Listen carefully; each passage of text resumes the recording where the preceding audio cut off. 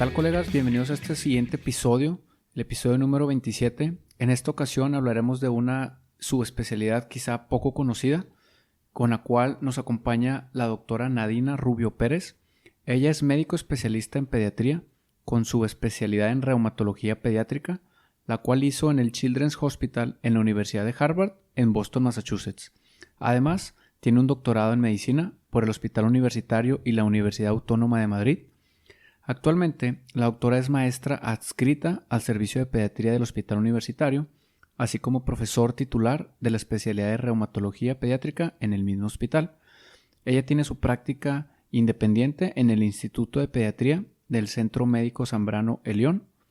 Además, es autora de diversos capítulos de libros relacionados a la pediatría y a la reumatología y pertenece al Colegio Mexicano de Reumatología, al American College of Rheumatology. Es vocal de reumatología pediátrica del Consejo Mexicano de Reumatología, así como pertenece a la Liga Panamericana de Asociaciones de la Reumatología. En el actual episodio hablaremos de todas estas ramas de la medicina y ahondaremos un poco en cuál es la importancia de poder identificar los signos y síntomas en pacientes pediátricos de la reumatología, cómo sospechar que un niño lo tiene, dentro de otros temas. Así que, colegas, acompáñenme a escuchar esta gran historia. Bienvenidos a Entre Colegas.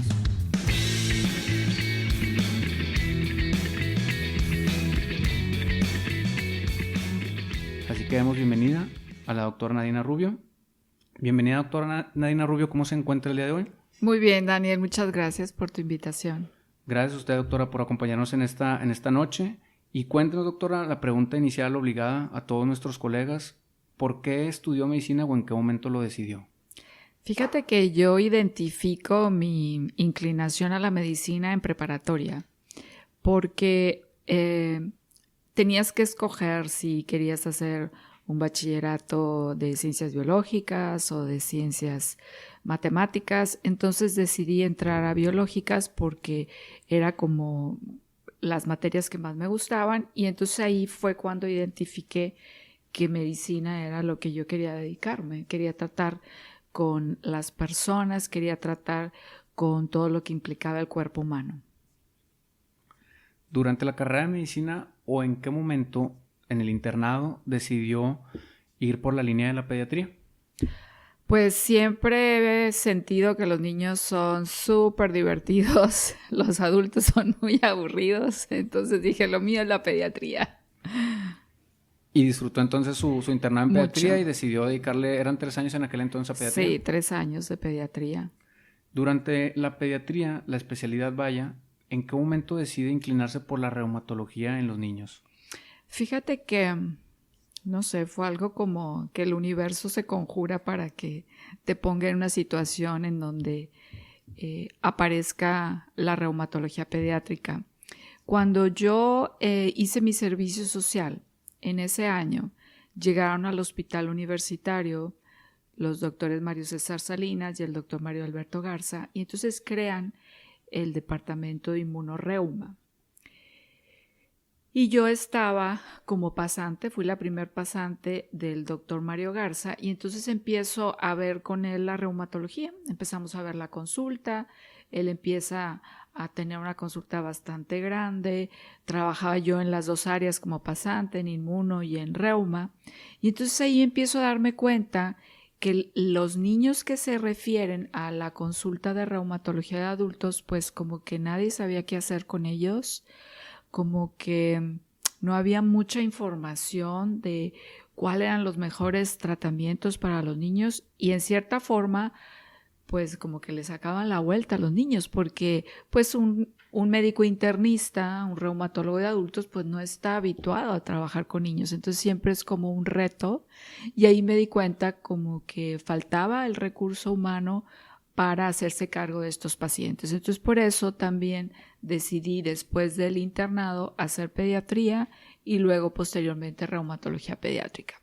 Sin embargo, cuando yo termino pediatría, pues no hay en México un lugar para hacer reumatología pediátrica. ¿En ningún lugar de México? En ningún lugar, ¿sí? Existía algo en el Hospital Infantil de México que se llamaba Medicina Interna Pediátrica, y veías en un año adicional a pediatría, pues varias subespecialidades, pero no era algo realmente enfocado a la reumatología pediátrica.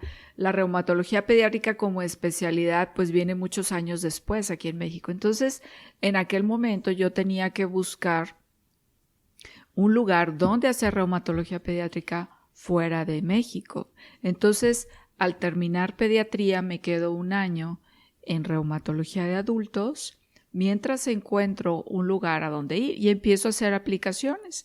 Entonces, me aceptan en el Children's en Boston, voy a la entrevista y pues ahí me dicen adelante, te quedas. Y entonces ya me quedo 2 años en el departamento de inmunología del Children's y ahí me quedo a hacer reumatología pediátrica. Es decir, ¿cuántos años estuvo en Harvard? 2 años. Okay.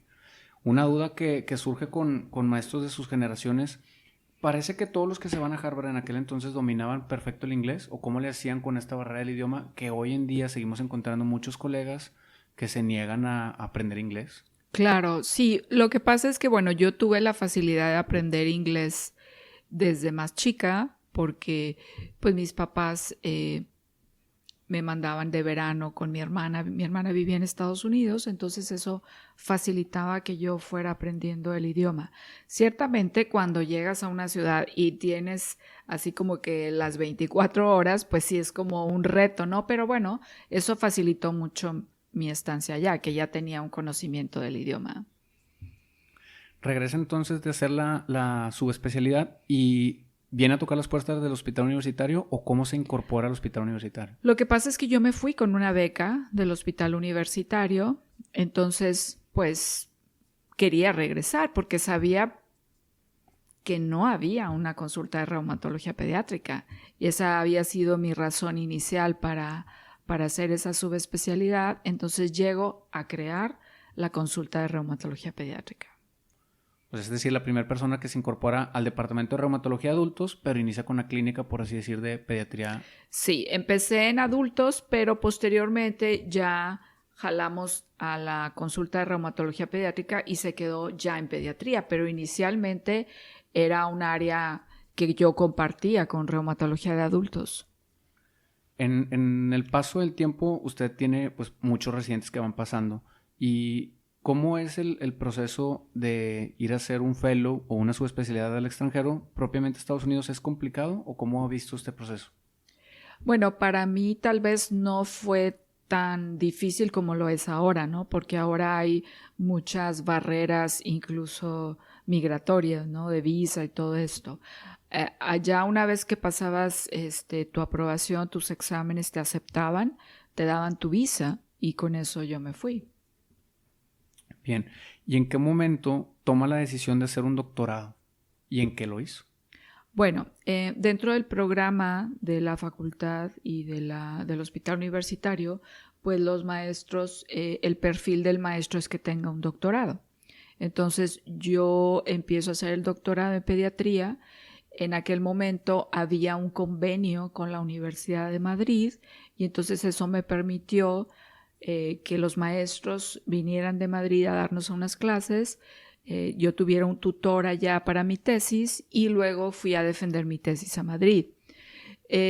Yo hice mi tesis en relación pues al área de reumatología pediátrica y trabajé básicamente en ver si había una causa infecciosa en aquellos pacientes que tenían una variedad que se llama artritis idiopática juvenil sistémica que tuviera que ver con, en nuestro medio, con una bacteria que se llama Brucella.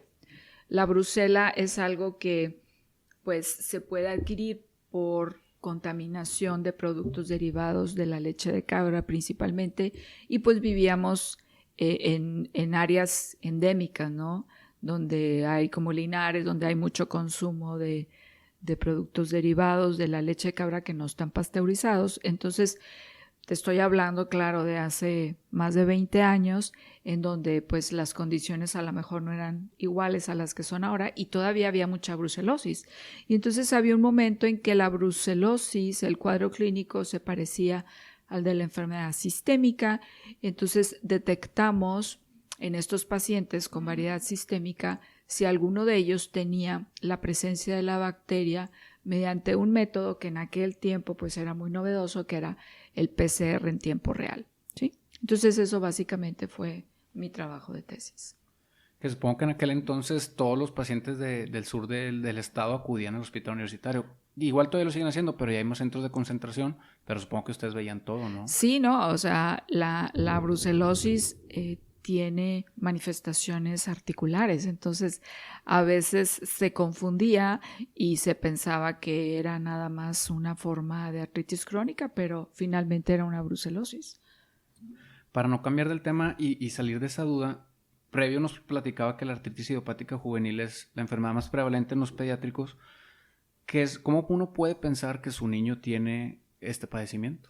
Bueno, yo creo que a lo largo del tiempo hemos visto cómo la difusión del conocimiento es muy importante para crear una conciencia tanto en médicos como en la comunidad. Existe o existía el mito de que primero las enfermedades reumáticas no existían en los niños, ¿sí? Ese es todavía algo que nos enfrentamos. Pensamos que si hay una enfermedad reumática va a ser o en adolescentes o en ya mayores, pero en niños no. Y pensar que un niño de 6 meses puede tener artritis, pues es algo como que la gente dice, no es posible. Entonces, ese es algo que tenemos que cambiar, el concepto. Y bueno, hemos estado trabajando en eso en los últimos años, ¿no?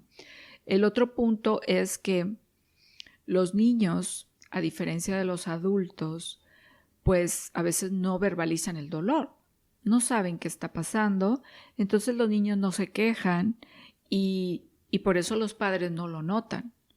Cuando a veces revisamos un niño que llega por dolor articular y lo encontramos todo inflamado, dicen los papás, ¿cómo es posible que no me haya dado cuenta? Pues sí, porque el niño se habitúa a funcionar con ese grado de dolor y no se queja. O bien, hay niños que tienen un umbral muy alto al dolor y a pesar de que están todos inflamados, dicen, no me duele. Entonces, ese es un reto también, el identificarlo, porque no hay síntomas muy claros. Pero podemos decir que el niño que localiza un dolor en una articulación es un niño que debe de evaluarse por un reumatólogo pediatra. ¿Por qué? Porque los dolores de crecimiento es un diagnóstico que frecuentemente se maneja en la consulta del pediatra, del ortopedista, pero no se realmente estudia al niño. El dolor de crecimiento es algo que existe en los niños, pero que es muy diferente a la artritis. Un dolor de crecimiento va a respetar las articulaciones. Los niños refieren el dolor en los sitios entre las articulaciones, pantorrillas, muslos, pero un dolor de artritis es un dolor localizado a las articulaciones. El niño dice, me duele la rodilla o el tobillo o la muñeca, pero en los dolores de crecimiento no existe eso. Entonces, eso es algo una diferencia muy importante que debe de hacer a los papás como un foco de alerta para decir, algo está pasando, y entonces llevarlo al reumatólogo, porque cuando se piensa en articulaciones, a veces pues alguien piensa, pues voy con el traumatólogo porque él ve los problemas de los huesos, ¿no? Pero bueno, es un contexto diferente. Nosotros vemos los problemas inflamatorios de las articulaciones y el ortopedista pues ve otros problemas. Entonces, no es infrecuente que el niño con dolor musculoesquelético vaya al ortopedista. Y entonces, otro punto importante es no subestimar el dolor musculoesquelético en los niños. Casi siempre cuando interrogamos a los papás encontramos esta historia de, bueno, sí se quejaba, pero había hecho mucho ejercicio. Bueno, sí se quejaba, pero había andado en el brincolín. Bueno, entonces siempre estamos como explicando el dolor hasta que llega un momento en que dices, bueno, ¿por qué tanto dolor? Esto no es normal, ¿no? Y entonces, cuando yo llegué, te puedo decir que los niños, desde que empezaban sus síntomas hasta que yo los veía, podían pasar hasta 2 años. Ahora, afortunadamente, a través de todo el trabajo que se ha hecho, los niños llegan mucho más temprano. A veces nos llegan con semanas de tiempo de evolución. Y eso es porque existe esta alerta de que, bueno, los niños pueden tener enfermedades reumáticas. Aunque no lo creas, hay programas todavía en el país, programas de educación médica dentro de la Facultad de Medicina que no llevan reumatología, mucho menos reumatología pediátrica. Entonces, nosotros somos un centro de concentración de pacientes en el noreste y entonces nuestros residentes de pediatría tienen esa ventaja de que cursan por un área donde ven estos pacientes. Hay residentes de pediatría que nunca han visto un paciente reumático, entonces, ¿cómo vas a reconocer algo que no conoces? Fíjese que qué complicado. Justo me acuerdo de un video de una persona, un médico que se dedicaba a hacer o se dedica a hacer resúmenes para las personas que estudian para el dichoso ENARM. Y en algún video menciona eso, para los estudiantes que no llevan reumatología en su pregrado. Y yo no podía creer que existía Sí, ese es vacío real. en la medicina, pero bueno, qué bueno que lo confirma. Para terminar de cerrar ese tema, porque para todos los médicos generales y los médicos especialistas que nos escuchan, mencionaba que desde los 6 meses uno puede detectar cuáles son los signos tanto para un médico como para un papá que nos escucha, una mamá, para empezar a pensar que su hijo es momento de llevarlo a un reumatólogo. ¿Cómo sospecharlo? Cuando son niños tan pequeños, usualmente son niños que van a tener variedades que se caracterizan por tener mucha fiebre. Entonces, la fiebre sin ninguna explicación es un dato de sospecha de enfermedad reumática en un niño. El dolor musculoesquelético localizado a las articulaciones, que tú veas franca inflamación, o sea, le viste el piecito hinchado y dices, bueno, es que se torció, se cayó y sigue hinchado a las 3 semanas, eso no es normal. El, el dolor que me despierta en la noche, ese es un dato de un dolor probablemente de origen reumático. O esta sensación de estar como entumido en las mañanas, como que me cuesta trabajo empezar a moverme y a medida que pasa el día ya me muevo bien, ¿sí? Esta sensación de rigidez matutina es muy característica del dolor inflamatorio. El niño que no crece y no gana peso, ese es un dato de que puede tener una enfermedad reumática, porque las enfermedades reumáticas consumen mucho de la energía de un niño en ese proceso de crecimiento, de ganancia de peso, de músculo. Pues muchas gracias. La verdad es que sí desconocía hasta yo y seguro muchos nos encontramos en ese punto en donde no pensaríamos que en una edad tan pequeña se presentarían este tipo de cosas. Así que es bueno que nos comparta este tema. Gracias por escuchar Entre Colegas.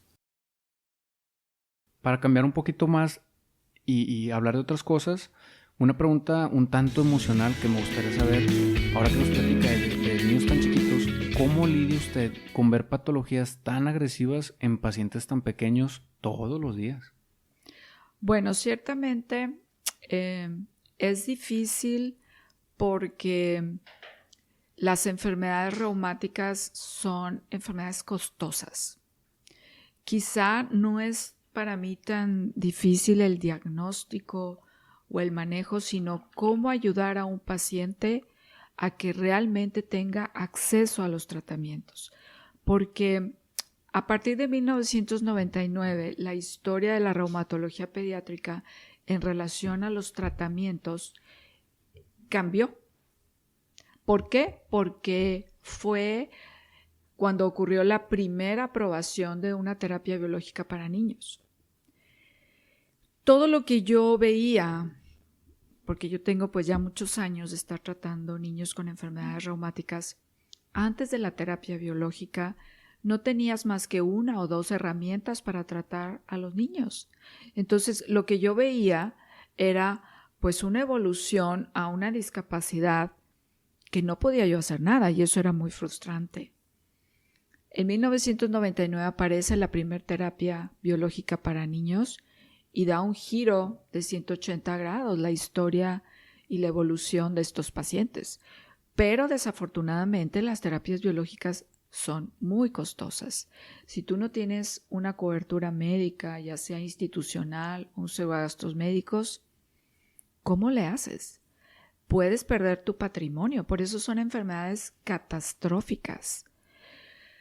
Entonces, en el hospital universitario, tú sabes que es un excelente hospital de tercer nivel, a donde te llegan todos los casos complejos y llegan precisamente todos aquellos pacientes que no tienen ningún tipo de cobertura médica. ¿Cómo los ayudo? Esa es la parte difícil para mí. O sea, la impotencia de decir, ¿sabes qué? Esta película yo ya la vi. ¿Por qué? Porque ya sé en qué va a acabar ese paciente si yo no tengo las herramientas. Es un escenario complejo porque tú como médico estás acostumbrado a tratar básicamente el problema médico en un escenario clínico, pero nuestra actividad va más allá, ¿sí? O sea, tienes que ver cómo arreglas la vida del paciente para poder ayudarlo. Son enfermedades que aparte de eso son multidisciplinarias. Yo me tengo que apoyar en el oftalmólogo, en la rehabilitadora física, en psicología, en psiquiatría, para realmente integrar al paciente. Y dentro de este equipo multidisciplinario está la familia. Tenemos que ser realmente educadores de los padres, porque el éxito del tratamiento de un niño depende de los padres. Si tú no transmites la información necesaria para que el papá comprenda la importancia de tratar al paciente, no va a haber éxito. Entonces tú tienes que educar a todas las personas que estén involucradas con el cuidado de ese paciente. Porque en reumatología, como en muchas enfermedades crónicas, es muy fácil desviarse, ¿sí? Hay mucha tendencia a decir yo no quiero estos tratamientos y buscar opciones que no son pues lo que se conoce como medicinas complementarias, ¿no? Que realmente pues yo no creo que sean medicinas, sino pues no sé, complementos que no tienen mucha base científica y que desafortunadamente, te digo, yo he visto casos de pacientes que han abandonado nuestra terapia, que han ido con personas que prometen que van a quitar la enfermedad reumática, que dan manejos con quién sabe qué cosas y regresa el paciente, obviamente como suspendió los tratamientos, más delicado de lo que se fue y fallece. Lo he visto. Entonces es muy triste que haya mucha gente allá afuera que prometa curar las enfermedades reumáticas con cosas totalmente de fantasía, ¿no? Cuando uno estudia el sistema inmunológico, realmente es tan complejo que, o sea, realmente el que alguien te prometa que va a curar con un producto el sistema inmunológico y todos los problemas del sistema inmunológico y el cáncer, o sea, lo que se conoce como los productos milagro, tienes que dudar de eso. Pero como seres humanos tenemos esa pues impaciencia a la hora que te dicen, sabes que tienes una enfermedad reumática que no se cura, que no sabemos cómo te va a ir, que va a depender de cómo vayamos viendo las cosas. O sea, no podemos dar una información precisa de decir, esto es una diarrea, en 48 horas se va a quitar y nunca más va a pasar nada.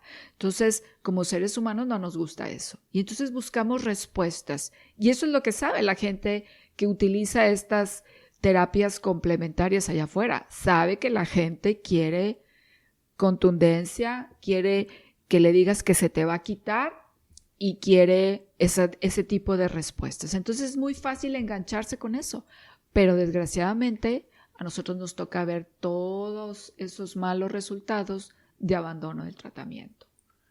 Sí, la verdad es que es un tema bien complicado. Incluso hay en edificios hospitalarios este tipo de personas. Yo he visto recetas donde va una persona porque tiene un dolor crónico en espalda, en abdomen o en donde usted guste, y le dan una terapia que le van a dar, no sé, una vacuna, porque así les llaman, por semana, por 6, 2 semanas, y son tratamientos que tú ves desde 15, 20, 30 mil pesos, que no sabes ni que tenga el compuesto y que muchas veces no tiene nada.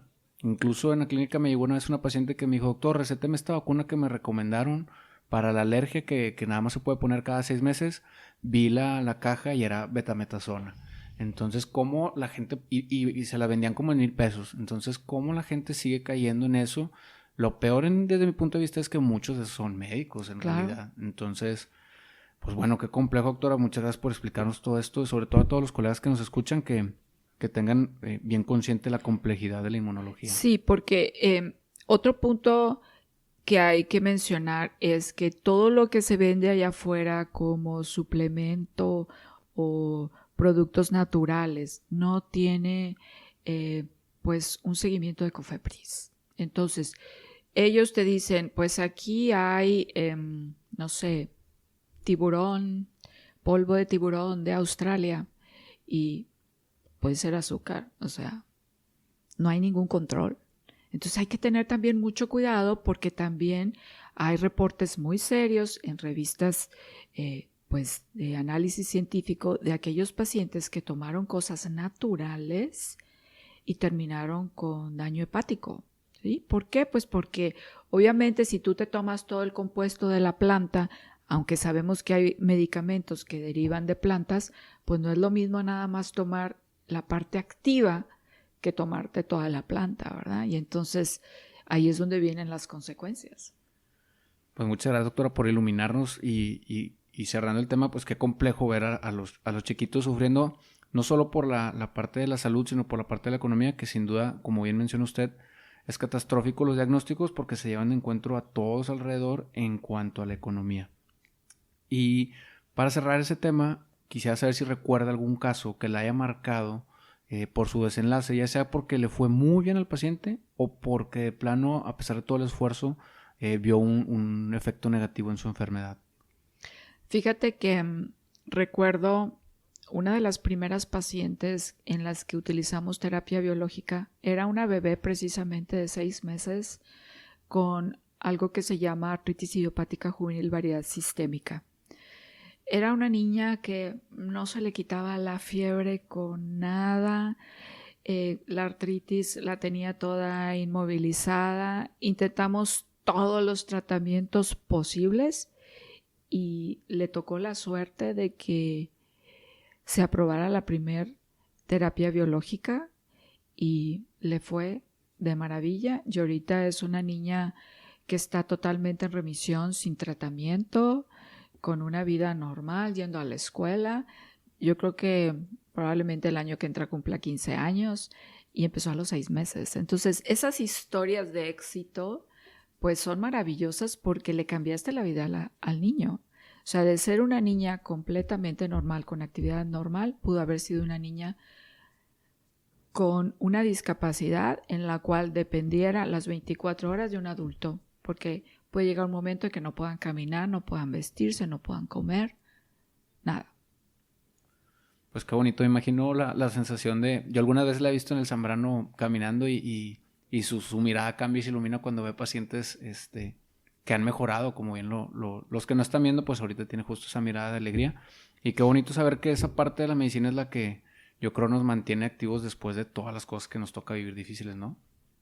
Sí, ciertamente pues es un reto personal el que tú decidas tomar en tus manos y aceptar la confianza que los padres llegan, porque así te dicen, o sea, está toda mi confianza en usted, en sus manos está la salud de mi hijo, o sea, qué compromiso tan grande.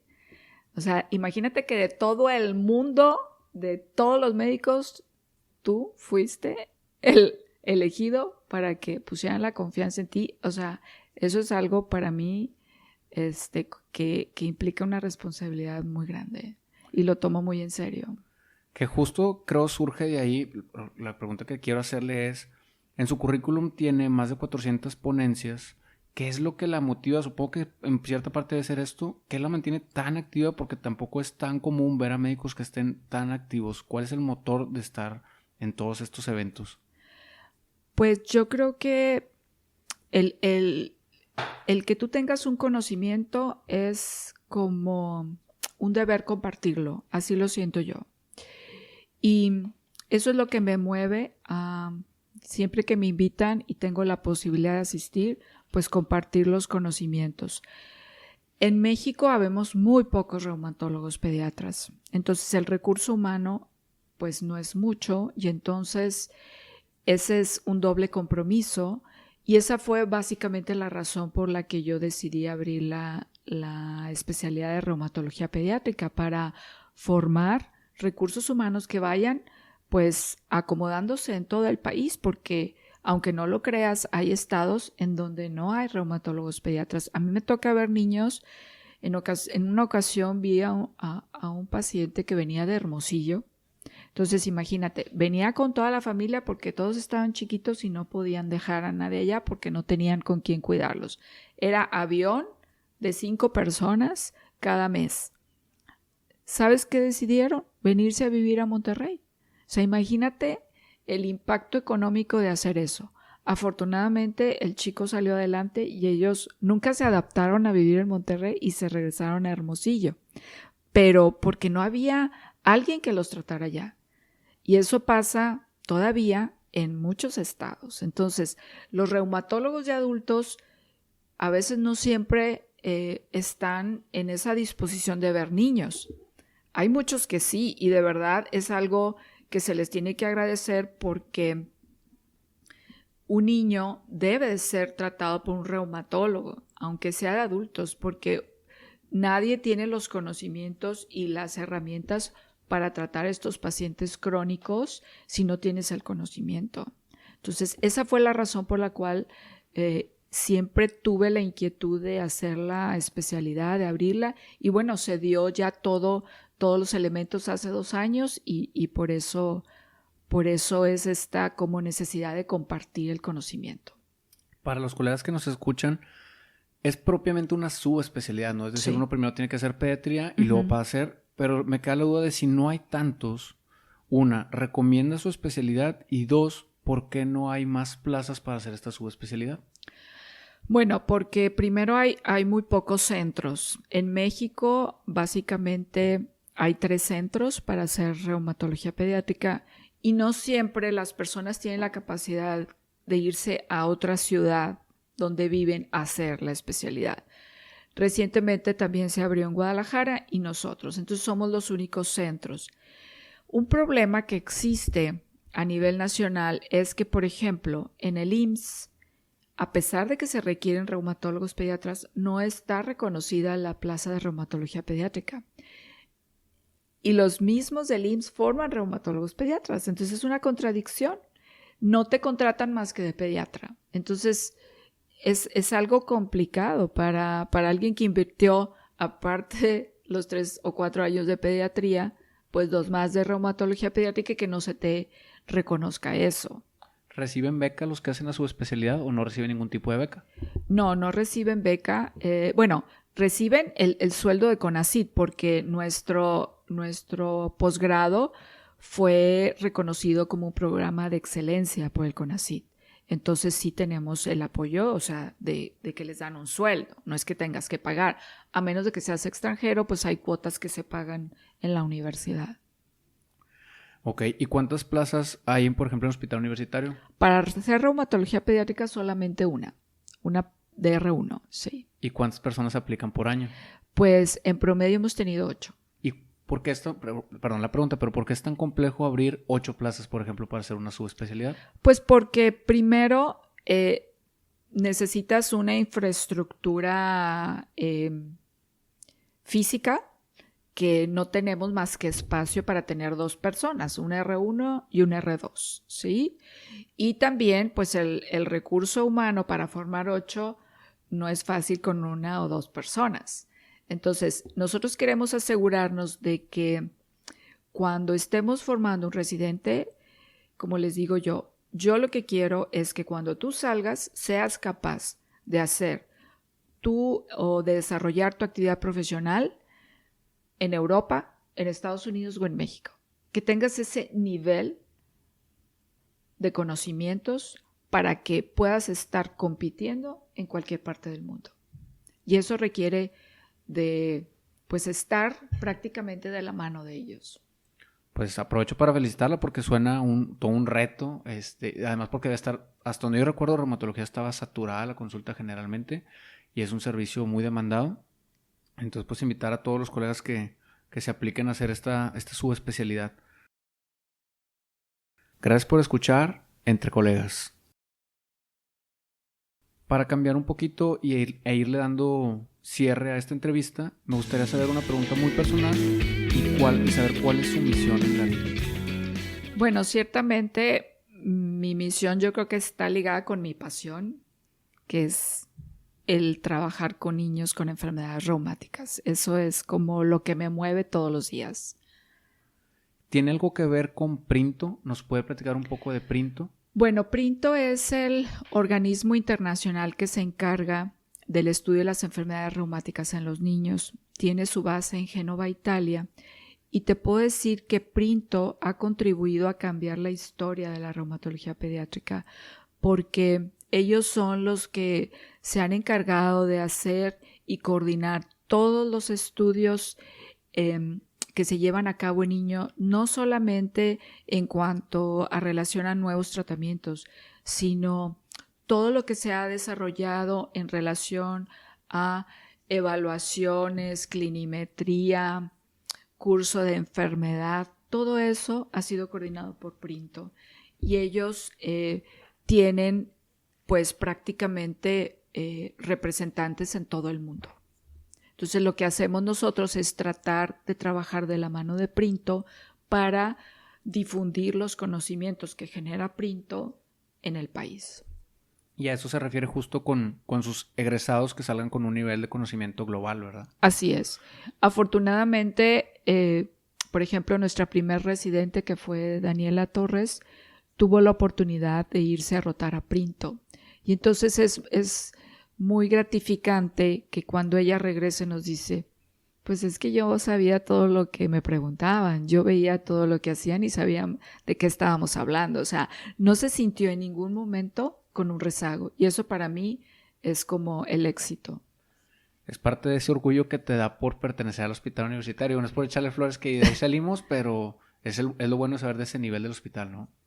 Yo creo que el tesoro del hospital universitario son sus pacientes y la academia, ¿sí? Eso es lo más, o sea, lo que aprendes ahí difícilmente a veces lo ves por fuera. O sea, son tus formadores, tus pacientes son tus maestros. Claro, la verdad es que regresando un poquito en el tiempo es lo que, bueno, al menos uno extraña de cuando empiezas desde clínicas en tercer año a llevar clínica básica por los pasillos y vas viendo el universo tan grande que es el hospital universitario y conforme van pasando los años cómo le agarras ese cariño a los pacientes y a los pasillos y porque pues ahí pasas muchas horas de tu vida.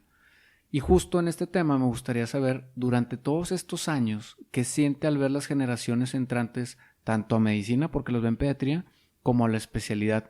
¿Qué diferencias ve usted de cuando usted estaba en sus zapatos? Bueno, ciertamente las generaciones con las que estamos trabajando actualmente sí son diferentes en el sentido que yo creo que toda esta parte tecnológica ha cambiado mucho la forma de aprendizaje. Ellos están muy acostumbrados a ir a buscar las respuestas en las redes, en internet, y quieren todo como muy preciso, muy conciso. A veces les cuesta trabajo hacer juicios clínicos, que eso tiene que ver con que tienes que leer todo el tema, ¿sí? Tienes que, o sea, no nada más saber 2 o 3 cosas, tienes que tratar de entender qué le está pasando al paciente.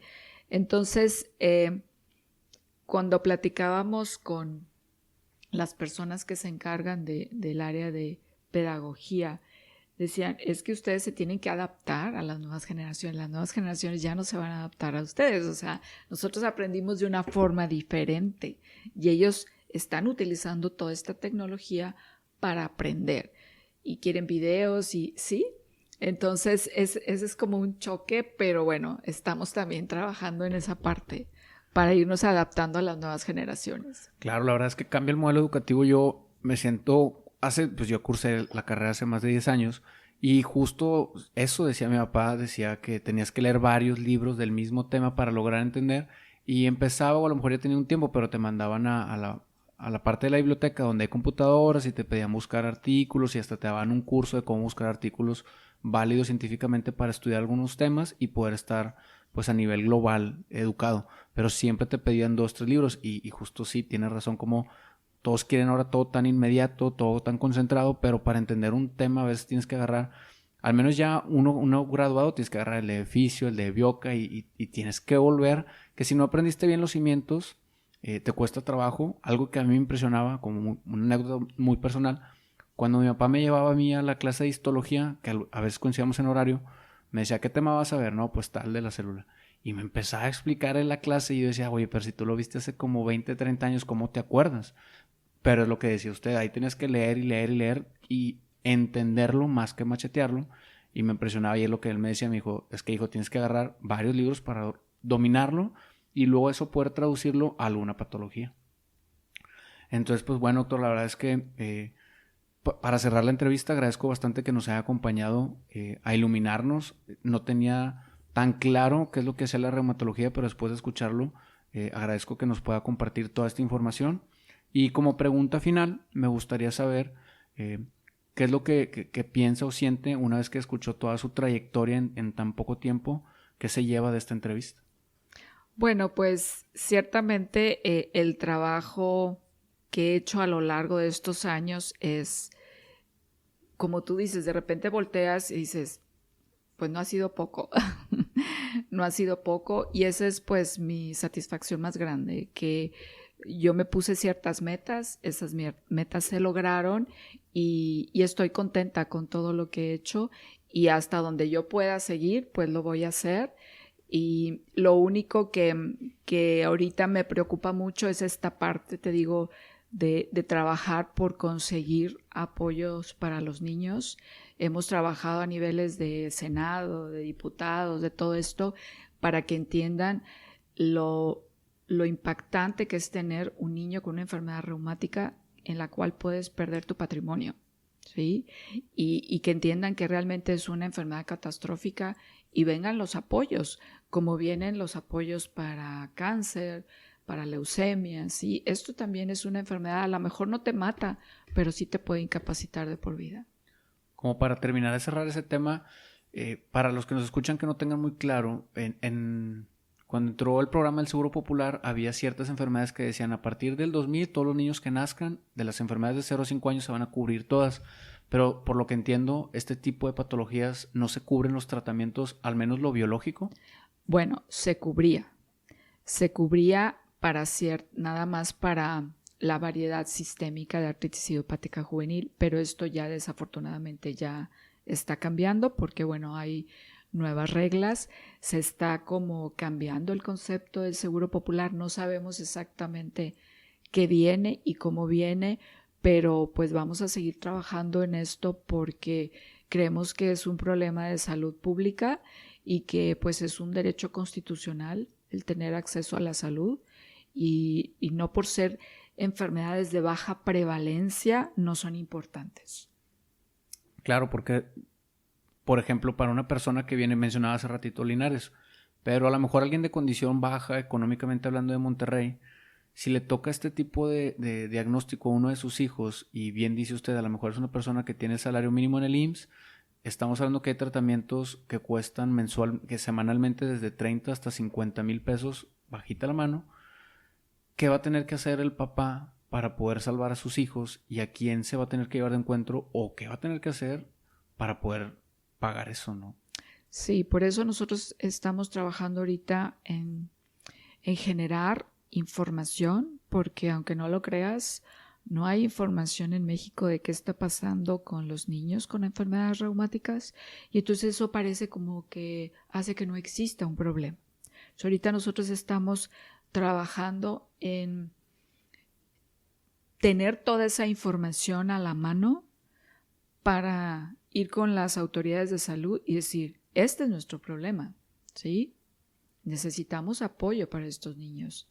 Necesitamos que también se piensen en estos niños porque cuando un secretario de salud pues tiene que dividir su presupuesto, pues se va siempre, ¿no? A las causas de muerte, se me están muriendo de diabetes, se me están enfermando de hipertensión y esos son los problemas mayúsculos, pero ¿qué pasa con todos estos niños que tienen enfermedades de baja prevalencia, conocidas como enfermedades raras, ¿no? O huérfanas, ¿no? O sea, también son seres humanos que requieren de tratamiento y de que todos volteemos a verlos.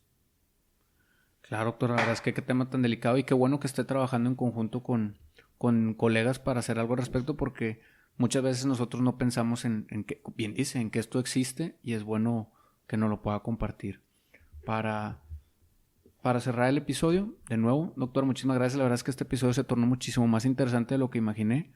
Bien me decían colegas, mi señor padre, que tenía un cerebro impresionante, pero usted no tenía idea que dominaba tantos este tipo de temas. Y la última pregunta, si usted volviera a empezar la carrera de medicina, ¿hay algo que le hubiera gustado escuchar? ¿Algún consejo? Pues fíjate que más bien no escuché lo que me dijeron. O sea, afortunadamente mis papás siempre me apoyaron en todo, pero curiosamente mi papá me dijo, bueno, pues sí, estudia medicina, adelante, pero en el fondo él pensaba que yo no iba a hacerlo, ¿sí? Hasta que se dio cuenta de que iba en serio. Y otra persona, cuando decidí hacer reumatología pediátrica, me dijo, ¿pero por qué va a hacer eso? Se va usted a morir de hambre. Entonces, qué bueno que no los escuché, más bien. Sí, muchas gracias. La verdad es que siempre sale alguien que decidió no hacer caso y le fue bastante bien en la vida. Y para todas las personas que nos estén escuchando, que tengan la inquietud de referir a algún paciente o algún familiar, ¿en dónde podemos encontrarla? Bueno, puede ser en el hospital universitario, en la consulta número 13 de pediatría. Ahí el teléfono es el 83 33 86 23, o bien en el Instituto de Pediatría, en el Zambrano Elion, que es el 88 88 07 07 o terminación 06. Perfecto, doctora. Pues muchas gracias. Y muchas gracias a todos los colegas que han llegado hasta este punto del episodio. La manera de ayudar a este proyecto es compartiéndonos en redes tanto los episodios, que nos pueden encontrar como en Entre Colegas MX, en Instagram y en Facebook. Y los episodios se suben a las plataformas como Spotify, Apple Podcast, Google Podcast, que no tiene costo, e incluso en YouTube. Así que, compañeros, doctora, no sé si hay algo que quieres decir antes de terminar. No, pues nada más agradecerte este espacio, porque finalmente yo sé que a lo mejor vamos a poder ayudar a alguien cuando escuchen esto, y eso es lo más importante. Claro, doctora, qué bonito frase para cerrar. Es el objetivo de todos. Así que, colegas, hemos terminado a vivir nuestra misión.